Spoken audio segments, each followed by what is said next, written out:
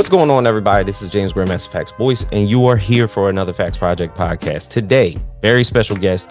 I will say this, a couple months back, I got to talk to, of course, the entire Wise Acre family, and we had this panel discussion about the House of Wise, which was basically a collaboration of all these individual projects within Wise Acre Comics. So Marc Glave here was able to give me a couple tidbits about Dark Sentinel. I knew what issue 1 was about, and the Kickstarter, which ends today, Dark Sentinel 2. Thank you for being here, sir. Thank you, man. I appreciate you having me. Yes, I'm very excited to be here. I loved the last time I was on this podcast, so I'm looking forward to this. Absolutely. And we, like I said, we've talked about this, of course, beforehand. But for listeners who haven't discovered Dark Sentinel yet, when you pretty much pitched this to Frederick Littles, and with the anticipation of this being something that you wanted to bring on, what was the elevator pitch? Like, what made Daniel Stowers, Dark Sentinel, different from other street level vigilantes? So when I spoke to Fred about this, the elevator pitch was basically, what if Batman or the Punisher was a black guy? Mm-hmm. And we have the Joyce Batman, and we have a lot of different other kind of vigilantes, but specifically the way Batman goes about things. One of the biggest things with him is his no kill rule and things like that.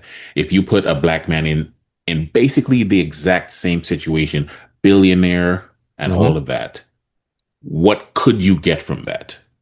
That's what I told him, and he was digging it. Got you. Now, when we're talking about like the essential origin story, or better yet, the setting of this particular book, it draws us back, of course, to a time in 2020 after the Black Lives Matters protest that basically was kind of like the brain trust, the light bulb that went off in order for you to create this. Correct? Correct. That is correct. George Floyd was killed at that time. And I've said this before in several podcasts, but I felt powerless. I usually use the word impotent. Mm-hmm. And I felt like I needed to do something, but the normal things that people do in those situations, it didn't really rock with me at the time. Mm-hmm. And I was like, I write stuff all the time. Why not get this out that way? I talked to a couple of friends about it, and that's how that came out, because there was this need for catharsis that I had, and I knew a lot of other people had, because this just keeps happening over and over. At the time, George Floyd was just the latest example of this. Yeah. So I wanted to do something that kind of showed hope and catharsis, even if it was super dark and crazy in the book, Yeah, that definitely, when we're talking about issue 1 into issue 2, when we're kind of struck with the notion of Daniel Stowers, his whole reckoning is based on the fact of the loss of not only his 2 parents, but his 2 mentors. Mm-hmm. And drawn into that fact are basically who the victim, well, I can't even call them victims, but better yet, who he tends to prey on when he becomes Dark Sentinel. Mm-hmm. And because of the corruption that's pretty much been happening amongst the police force in New Babylon City, mm-hmm. His targets are law enforcement. Yes. And that is now, would you say that is the only target? Oh, yes. Oh, yes. What he does right now is whatever little information he has to go on about the police officer that killed his parents, he uses that to try and find out where that person is now to exact his revenge. Mm-hmm. And the information is not enough that he can pinpoint a specific person. So he's basically just going through cops. Mm-hmm. They're all dirty, but I kind of have to say it's almost not coincidence, but it almost doesn't matter that mm-hmm. they're dirty, because if they fit the criteria, he's going after them. Mm-hmm. And he asks every single one of them, are you the one? Yeah. Was it you that did this? So yeah, he's definitely going after cops, and it's just cops. Yeah. It is it's interesting because like we don't get the full scale of the origin story like in issue one, but we kind of just know what he's about. Yeah. Also, even the fact of just the storyline within issue one because of the absolute beating that Detective Catalano Hmm. took, and it ends up in a hospital to where you know he is approached a second time by Hmm. Dark Sentinel, and it ultimately leads to his demise, not by the hands of the Dark Sentinel, but yet Right. by the scarcity and fear of Hmm. being struck into a heart attack. Yes, exactly. Exactly. That's what happens with him. So and the thing is, I guess that kind of like spins into a turn of events that we see going into issue two, to where now the nurse that was in the hospital where Detective Padalano happened to be at is now being questioned. Mhm. And we brought this up before, but we feel as though now with the infiltration of the law enforcement in New Babylon City, and now with a cop dying, um, better yet, the third cop dying, Hmm. we now see this entire almost law and order situation happen with Hmm. this one particular nurse. Hmm. Now, how big of a role do we feel as though she's going to play going forward from issue two and furthermore? So, as far as I have to answer this carefully, Hmm. she is a huge part of Dark Sentinel going forward. What's her name, by the way? Her name is Davina Darty, Okay. Nurse Davina Darty. She's huge, super important, but probably not in the way that you think. Hmm. But she is definitely of universal importance. I will say that. So keep an eye on her. Keep an eye on her for sure. Got you. Now, the reason that Daniel Stowers has the capabilities that he has are all drawn to the organization that he grew up to be trained by. The mentors that passed away as of recent that have Hmm. kind of drawn, of course, Daniel to be more secluded, to be fearful about being around a lot of loved ones because he's fearing for their lives just as much as he is to be around them. Hmm. How does SAAM, the acronym, fit into the larger mythology of the series? And first and foremost, what does the acronym stand for? So SAM is the Strategic Alliance for the Advancement of the Marginalized. Now, this group, if they're like a underground militant movement that they're tired of things going slowly. So what they decided to do was basically hit where it hurts, which is the wallets of the people who have the power. Hmm. So blackmail, corporate espionage, anything in that vein. Even they'll rob warehouses, anything that will get the attention of the people in power, that kind of thing. So the training that Daniel receives coming up is through that lens. Yeah. He gets taken in by this group, and trained so that he can become the light and the dark at the same time. So, but what the dark for them meant was a continuation of those activities. And the light was he would be in the public eye as the ward of the financier of the group, who also passed away after the Right. fact. So yeah, they're huge. They're like currently, I would say they're like a conscience for him Hmm. because his rage is so palpable that I don't think he stops to check Yeah. his conscience. It is just this myopic view. This has to get done because of what was taken from me. So even outside of his physical training, Hmm. Sam also constructs himself as an ideology for him. Oh yeah. Oh yeah. I mean, he was 8 when he got taken in. So up until that point, he had his parents and everything was fine as it was.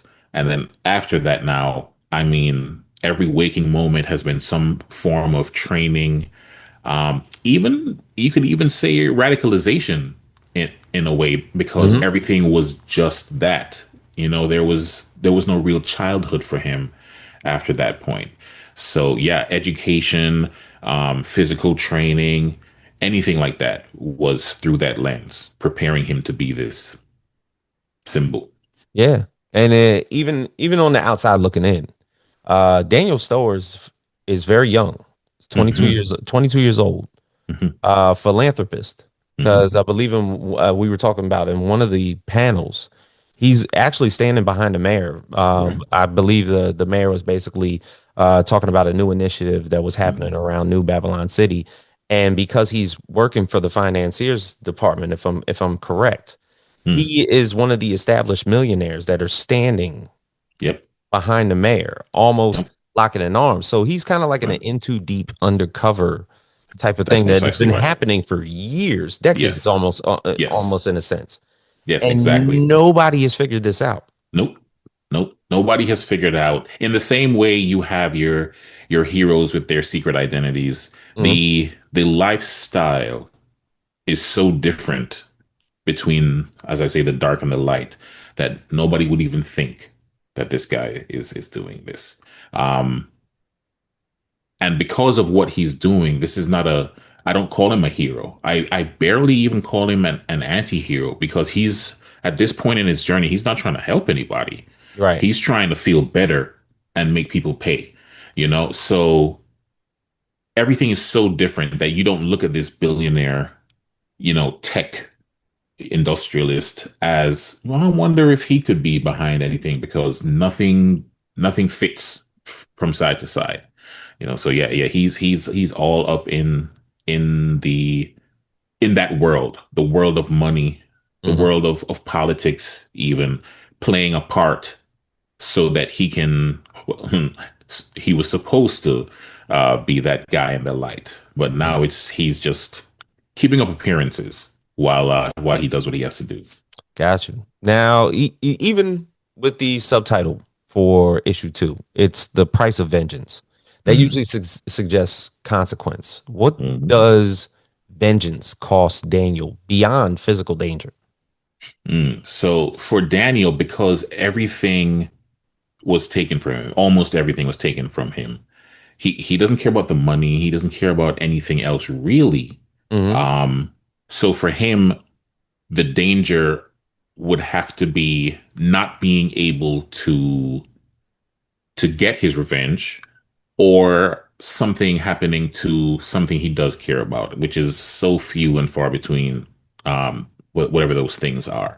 So in this comic, we will find out one of those things happens, and we'll see the effect that that has on him the next issue, in issue three, because issue three, there are a lot of answers coming. I'll say that. A lot of answers. Got you. Now, we talked about this, the story being rooted in these very serious social issues. Mm, How did you balance telling an entertaining comic while mhm, respecting the seriousness of those topics? mm. So that is difficult. That is difficult. But at the end of the day, I kind of just told the story that was on my heart. Yeah. I hoped that telling that story the way I was telling it, those boxes would be checked automatically, just because of my sensibilities as a writer, Hmm. as a media ingester. You know what I mean? There's the action, there's the technology, um, and there's the drama from the interpersonal relationships and such. So all of that is there, and they help to ground what is happening. Hmm. You know what I mean? If this happened to you and you had these resources, you had this training, what would you do? And I feel like that is a far better question than the Batman question, which Yeah. is, you know what I mean? Yeah. So I feel like it took care of itself on that token. Yeah. Yeah. And now with every action. Hmm. There's a counteraction. Hmm. With the impending death of Detective Padalano, for this isn't nothing new. When usually there is a death of somebody in law enforcement, there is a bigger display of Yes. what law enforcement can do. For one, the big expectation of Detective Jason, of course, being taken off this case. It's now being passed to a Detective Rivers. Hmm. Does he work within the same police force? They went to the same police Police training Academy. together, That's right. the That's police right. academy together, but yet is Rivers like working for a higher authority, or is he working for the same police force? So is an older person, and Hmm. he helped to train Rivers, but Uh-huh. Rivers made detective because Rivers has a Marine background. Okay. So on the same token, like when you go into the military, if you have a degree beforehand, they give you a different type of position, that kind Correct. of thing. You get made into a So lieutenant, and you're e- not enlisted; you're an officer. exactly that kind of thing. So it kind of helped him in that regard, but at the same time, he feels almost like a token, even though he was able to do what he accomplished. But Hmm. Padalano was his, we'll say, mentor. So when this happens to him, this is now a brother who has been slain, even more so than the whole blue line police thing. For Hmm. him, this is personal. Yeah. So that, yeah, so I made sure it wasn't just, oh, the cops are after him now. I wanted it to be somebody who had a personal stake in making sure he was Oh brought to yeah. justice. What better way than having the protagonist that has a vendetta to also having the antagonist also have a personal vendetta in what's happening and being involved. Exactly. But Exactly. now he has this entire police force at his disposal. Hmm. Um, but also now there's confliction in Hmm. the ranks because Jason being taken off the case Hmm. is going to draw Hmm. some ire to what That's exactly correct. is going on. Right. Right. Right. So with that, I am with me, there's always a larger narrative at play. Hmm. Okay. So there is more than just your typical you're too close to this kind of thing going on for him Yep. to get taken off the case. Um, and we kind of tease that in this issue with one line toward the end of that sequence where he gets taken off the case. Hmm. And we'll find out more about why that's happening throughout Detective Rivers' journey trying to catch the Dark Sentinel. Got you. Now, Hmm. also even in the means of the construction of Daniel Stowers, well, we didn't say hero, but Right. every great protagonist has a line that they don't cross. Mhm. Does Daniel still have one? I would say he does, but I don't think he knows it. I Hmm. would say only I as the writer know it. But if you were looking at the character right now, he believes he would do anything Hmm. to make sure he accomplishes this goal. But he is not so far gone yet. Because if he was, in my opinion, if he was that far gone, that conscience that we spoke about before, the members of S.A.A.M, Hmm. they wouldn't really have any effect on him talking to him at all Yeah. now or the future or since this thing happened because the trauma this guy has gone through is such that there are very few roads you can take out of that. Yeah. So luckily he's kind of on a middle road where he's doing wrong dangerous things but there is an heir to his family, his new family, so to speak, Uh, still. yeah, yeah, because what was it? His adopted sister Right. was it made available in issue one, and she called Daniel by the nickname of Sticks. Right. And she has a daughter Hmm. who of course is like his adopted niece. So it's Right. almost like in the same context, you know, he doesn't act upon it. You don't see it in issue one that he's like because of his actions, he's not fearful for their lives, but it's almost like Hmm. there is an intention that there is. Right. Right. Right. And that's another reason for the separation of the dark and the light too, because there are people that would be in danger if anyone knew what he Mhm. was doing, what he specifically was doing. So yeah, they are the only light left in his world. Um, between the adopted niece, the adopted sister, and the other members of S.A.A.M that still remain. Several of them died, you know. Yeah. So yeah, yeah, it is just like that, just as you say. Now you would think because of the deaths of the two founding members of SAM that pretty much everybody within the organization would be almost at the same type of level to almost seek retribution in the same way that Daniel does. Why is it that they're not? I would say because Daniel's trauma happened to him when he was very young. Hmm. And I think the way it happened, just make sure I'm not. Hmm. Oh yeah, okay. So right in the I would say the prologue to the story in issue one, there's a page I have in there that says the road so far, and it tells you that the parents were killed at a protest. Yeah. So seeing that, knowing obviously if your parents are taking you to a protest, what is supposed to be a peaceful protest, they're going to explain to you as best as they can to an 8-year old what is happening and why it's happening. Yeah. So for him to see someone who is supposed to be responsible for protecting you Hmm. do that to the people you love the most, it would shatter your whole worldview. And I am only now realizing this as I'm talking to you, but Yeah. part of this is coming out of my own feelings on the matter growing up, because growing up with my dad, we love to watch Hmm. movies all the time, and a lot of those movies were police movies, you know, your Lethal Weapons and Hmm. things like that. Yeah. So I did have a love for the ideal of police Hmm. growing up. And then as I got older and I started to see things and I started to see what the systemic nature of the negative aspects of policing are, I became disillusioned Yeah. with that, you know. So that definitely crept its way in there too. So for Daniel, excuse me, for Daniel at that age, experiencing that, his worldview being shattered, and then being completely just thrown in headfirst deep end into this radicalized world of Sam, all he knows is go, go, go, go, fix the problem.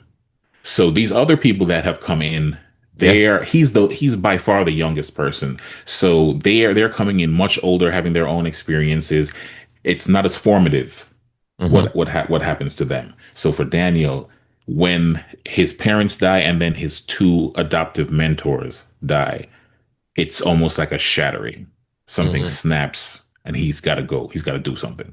And this starts the vendetta with law Exactly. enforcement. And it's funny that you brought up Lethal Weapon because Hmm.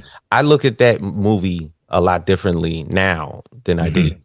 back then. Back then. Hmm. Because uh you just thought maybe you might have thought of them as like these Did I two do really something? cool Okay. cops back in the day. You know, Yes. if I was to encounter a cop like Riggs, Hmm. I would be like, okay, Yep. this man's crazy as hell Yep. and he does not need to be a cop. That's right. Terrified. You know, and the thing is, Murtaugh is conflicted because he's by the book, Hmm. but if Riggs gets out of pocket, he'll defend him. Right. So it's Right. like, Yep. no, Yep. no, You know it. You see it. you gotta go too because you're defending his actions. Uh-huh. You, as a matter of fact, you let him fight a whole convict in the middle of the street and told everybody to back up. Forgot about that. Yes. Oh, he You could have really just did. arrested. He took him out of handcuffs Uh-huh. and you let him fight him in the middle of the street and told everybody, hey, let him get it. No, Yep. Let them no, fight. let him fight. So to get back Wild. on subject, Yeah. um, the also in the creation of just Daniel Stowers and Sam, and as well this this aura of this law enforcement. The law enforcement, of course, is driven around, I think, another character in this, and it's New Babylon City, which Mm, almost feels like another character that you built. mm. And how much thought has really gone into building its history and politics, because ultimately that kind of shaped that law enforcement. Oh yeah. Oh yeah. For me, it needed to be um almost like oh, what is that phrase? I forget the phrase. I'm sorry. But if you look at places like New York, like Chicago, like California, you know, I made New Babylon City, a cautionary tale, Yeah. right? That's Okay. the phrase I'm looking at. Um, it's a more enhanced, a more stylized, a more visceral look at the type of policies, the systemic policies that lead people to need to protest. Hmm. Their rights are being trampled, and not in any necessarily overt ways between incidents. And the incidents I'm referring to is the incidents of police brutality Hmm. or killings or things like that. So in between those instances, you have regular everyday life that the systemic practices, the legislations, all of this stuff that happens is built not for these people. It's Hmm. built for somebody else. So that is what New Babylon City is supposed to represent. And I made sure that I had that always in the backdrop. A lot of the times you'll see Dark Sentinel, if he's in the sky or rooftops or anything like that, you'll see protests happening in the streets below. You'll Yeah, see people in poverty. You'll see all of these things that define what happens in all these big cities. for sure. Now, also as well, the series tackles systemic injustice without shying away from difficult conversations. Did you ever worry about just alienating readers? Yeah, I did early on. I guess when I wrote the first issue, maybe 1 through 3, Hmm. um, I I did worry a little bit about that. But as I was writing them, you get to this point where it's like you can't really worry about that. Otherwise, you're not writing your truth. You're just trying to please as many people as possible, Yeah. and there's no honesty in that. You know what I mean? There is safety, Hmm. but there's no honesty. And I wasn't looking for safety because I didn't feel safe when I Yeah. wrote it. You know, Who essentially, I'm going to say possibly throughout the rest of the series, is there anybody that Daniel can trust? he can trust. Yeah, he can trust his adoptive sister. Anybody in Sam right now, which is his adoptive sister and I guess you could say his adoptive brother, Yeah. James Boykin. He's kind of like the gearhead of Sam. He can trust them in the sense that they always have his best interest at heart. But whatever they believe to be right is what they're going to push. Hmm. So he can't necessarily trust them to help him do what he wants to do. They're going to say, "Hey, bro, there's a better way. This is kind of crazy what you're doing." And he doesn't want to hear that. Yeah. He's not about that right now. Another thing that you brought up was the fact of the reactions that you received at due to issue one, basically trying to interpret Daniel's actions very differently than probably you intended. They were Hmm. more so struck about his origin story rather than who Hmm. he's actually going after. He Yep. goes after law enforcement. His Yep. origin story was that his parents died in a protest. Hmm. The story, of course, centered from where you wrote it around the Black Lives Matters protest after George Floyd's murder.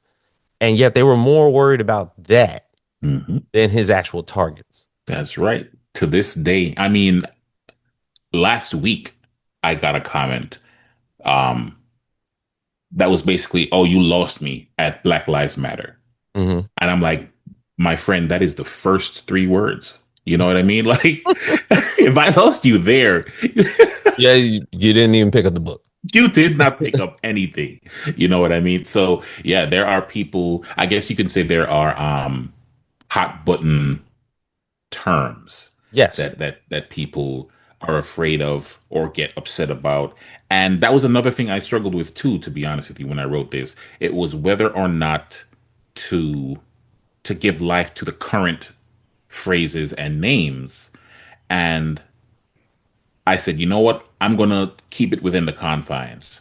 And by that I will keep certain terms like Black Lives Matter and that kind of thing, but then I will kind of alter some names. So Okay. the protests as a result of Joanna Taylor instead of Breonna Taylor.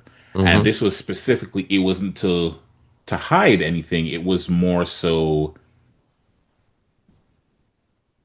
try not to step on what is currently going on. You know what I Yep. mean? You know what I mean? Yeah. So Yep.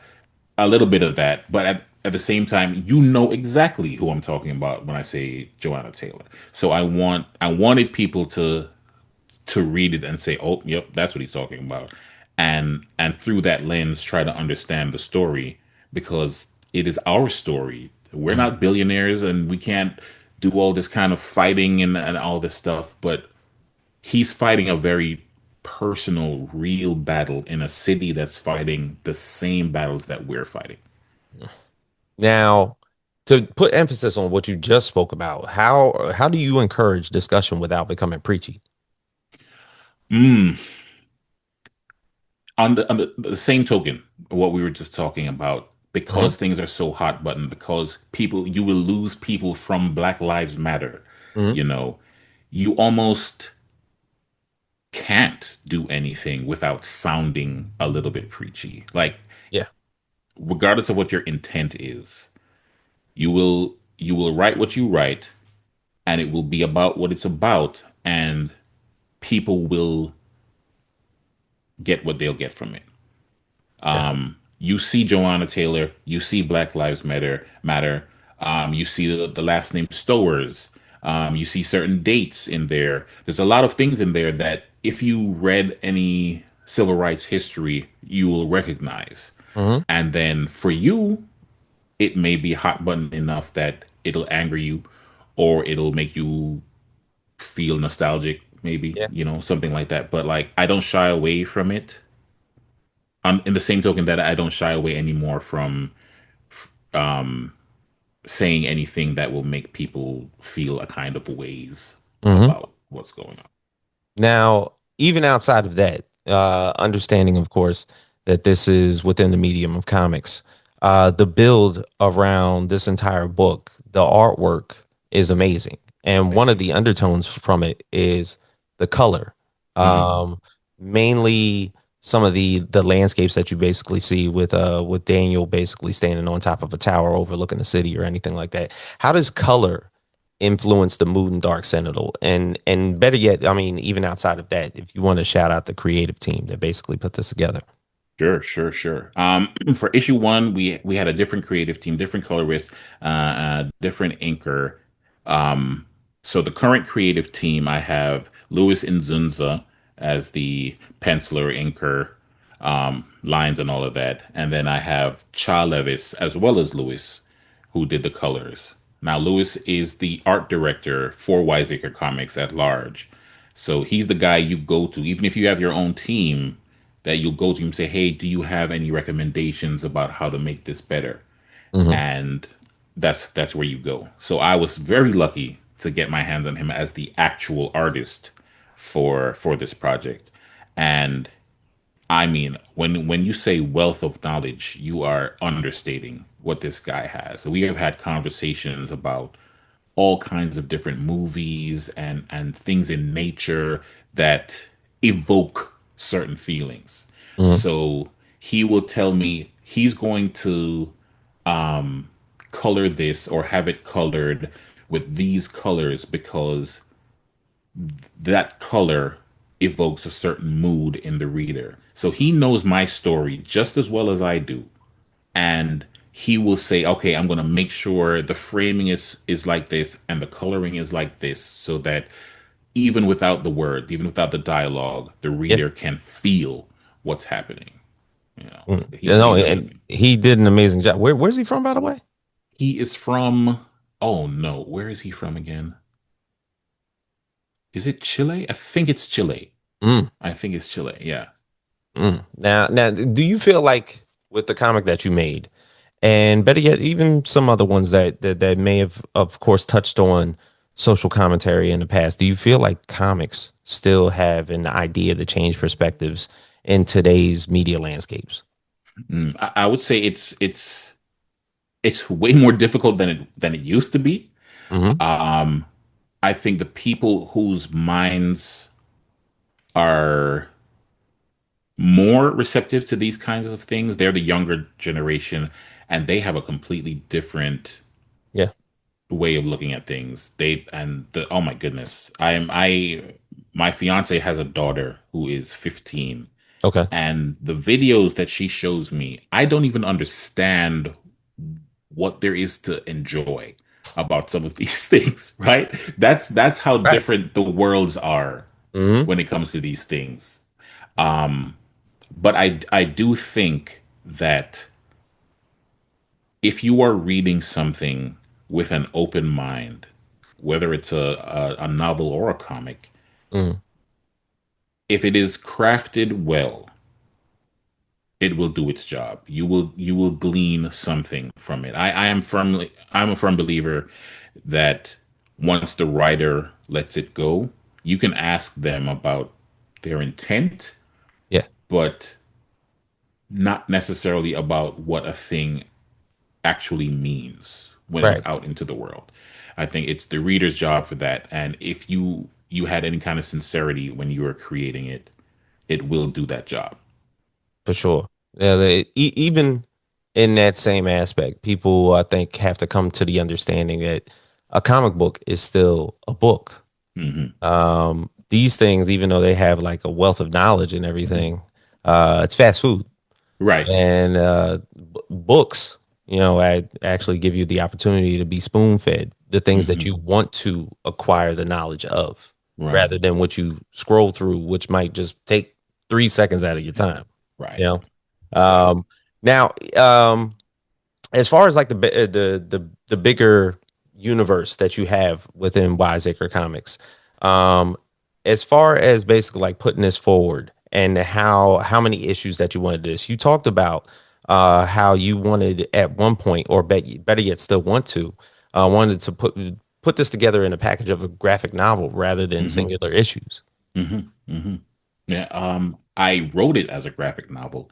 And if you have a keen eye while reading it, you can even tell by the pacing that if you read it and you had all the issues back to back, it would read a little bit differently than issue to issue.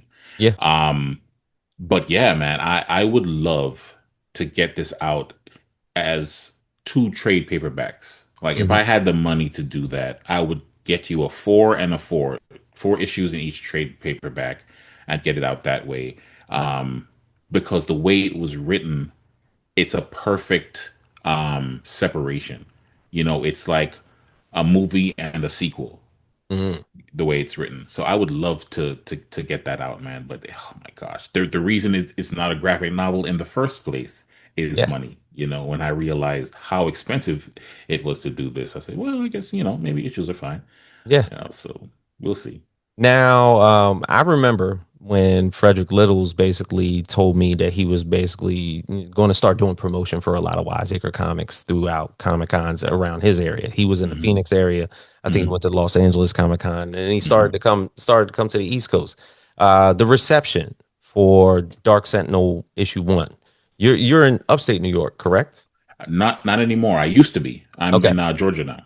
Oh, you're in Georgia now. Oh, well, Yeah. you're almost in like a hotbed of comics right now. Yeah. So, Yeah. as far as like what the reception from issue 1, when you actually got to do a little bit of the politicking yourself amongst comics, whether it's been Comic Cons or putting the book in people's hands, how has Hmm. that reception been? So I can only tell you, um, based on reviews that I have gotten, because Hmm. I have not been to any of those cons myself yet. The Mhm. plan is for my first con to be next year, hopefully. Okay. But Fred has told me that there have been quite a few people who have expressed interest in where the story is going, when is the next issue coming out, Hmm. and that's fantastic, man. I because I didn't know when you release an issue one, there is no precedent for what people will do Hmm. because they're just getting introduced to your story. They're just seeing the artwork. So they buy it, but if 10 people buy it, you don't know how many of those 10 people actually liked it, Yeah. right? So issue two comes out now, and then you kind of get an That's idea where it of catches you. exactly. So that is what I'm hoping for. I go to that con next year, and hopefully it'll be like people are saying, "Man, those two issues were crazy. Give me the third right now." I Hmm. hope for that. Yeah, yeah, because in the same context, you look at in issue one, the elevator pitch that basically drew you to create the book is Hmm. almost in the same context for the consumer. Right. Like it's like, okay, what would make me buy this book? Is it the cover? Is it what the story is pretty much about? Maybe like just like a brief summary, because I didn't even get a chance to read it yet. But yet Hmm. now when I finally like peel the onion back and I Yeah. get the full 22 to 26 page spread, you see the counteraction now Hmm. because currently you've achieved your goal in issue two for that one to basically hit its goal right away. And congratulations to that. Thank you, sir. So it's now to the abundance of people are now going to read that issue two. They wanted to read issue two because they loved issue one. And I told you before the work marketing wise and promotion wise that you guys do at Wise Acre is top notch for indie for a lot of indie comic book Thank companies, you, man. Yeah. especially due to the fact of like you're always aware of when you guys are dropping Hmm. or what books are coming soon. Right. And that's always in the back of your head somewhere. Oh, they definitely got a book dropping sometime. Yeah. So it's like it's always there. Hmm. Um, at the end of the day, when the whole creation issue one to issue two, do you feel like there was any scene that was the hardest to write emotionally? Hardest to write emotionally. Between these two issues, I would say I would say the hardest emotional scene for me was at the end of issue one Okay. when um Dolores, his adopted sister, comes to his house to basically scold him Yeah. for what he's doing, find out what's going on, and he basically just says, "Mind your business and get out my house." Hmm. That was hard for me because in many ways she is me Hmm. as far as the way she thinks. Some of the things she still holds on to. Like I said before about how I was raised, the stuff I used to watch and consume and how that shaped my worldview at the time. Hmm. In the when something happens in the formative years, you don't just become an adult and say, "No, this doesn't work for me anymore," and then it just doesn't exist. Hmm. You know what I mean? You develop your new opinions and ideas based on the knowledge that you have, but you still have to battle what you used to be. Yeah. So she, Dolores, is that for me because all the fighting that she's doing for the good fight and everything, she still believes something Marc Glave, the writer, does not really believe in. Right. So writing that emotional scene was difficult for me because of that. Because I still held on to some of those things, even knowing that I don't trust those things, Hmm. and for that reason too. So yeah, that was it for me. Excellent. Excellent. Mark, I appreciate you doing this with me. Yes, sir, man. Of course, once again, I got to congratulate you. Of course, the Kickstarter meeting its goal. It ends today. Hmm. But after this, was it the issue three? You think probably by the end of the year or the beginning of next year? That I don't know. I Okay. don't know for sure because I believe what I'm going to do is one of my other characters.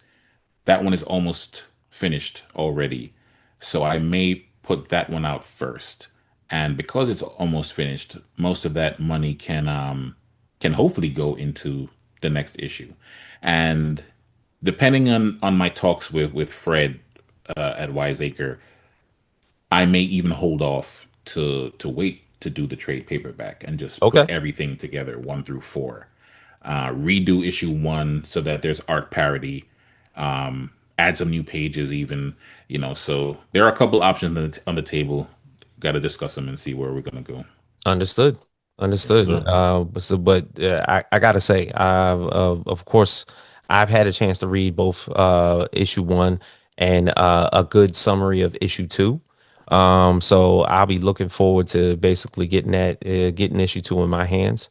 For anybody that does need to catch up, it is live on Global Comics right now, issue one. Hmm. If anybody Hmm. needs to read that, in order to basically like make that decision for yourself. But I'm pretty sure something that a lot of the guys from Wiseacre always do, you get it in two ways. If you still are kind of like somebody like me who buys floppies, Hmm. Hmm. you have wiseacre.com to where you're able to basically purchase the singular issues for each one of your comics. And of course, issue two more than likely will be ending up on Global Comics for everybody to read as well. That's right. There's actually a preview of issue Yes. 2. I believe I don't know if it's 5 or 10 pages, something like that, Yeah. on Global Comics for issue 2. So if you kind of want to see what it's about first before these final few hours are done with the Kickstarter, you can do that. But yeah, as far as issue 1, you can get it at wiseacre.us or wiseacrecomics.com. You can get it on my website, thewayofpalmin.com. And even in the Kickstarter, we are offering issue 1 as one of the add-ons or as part of certain reward tiers. So you've got your pick. Excellent, excellent, Mark. Once again, it's always good talking with you. I appreciated, of course, the summary that you gave me when we first spoke, when we had the panel discussion with the entire team, and I definitely appreciate the fact that we have learned so much more about your book going forth, going into issue two, and we'll be looking forward for more. I appreciate it, man. Thank you, man. It was a blast. You're one of the best interviewers I know, so I appreciate it. I appreciate that 100%. Thank you. So for everybody here at the Facts Project podcast, Marc Glave, Dark Sentinel issue two, finishing up on Kickstarter today. And for everybody out there that hasn't had a chance to get their hands on it, you can head over to Global Comics right now, and of course read issue one. And pretty much like he said, wiseacre.us or wiseacrecomics.com or wayofpalmin.com. You have a chance to basically get both issues in your hands. But for all of us here at the podcast, we will see you guys next time. We are out.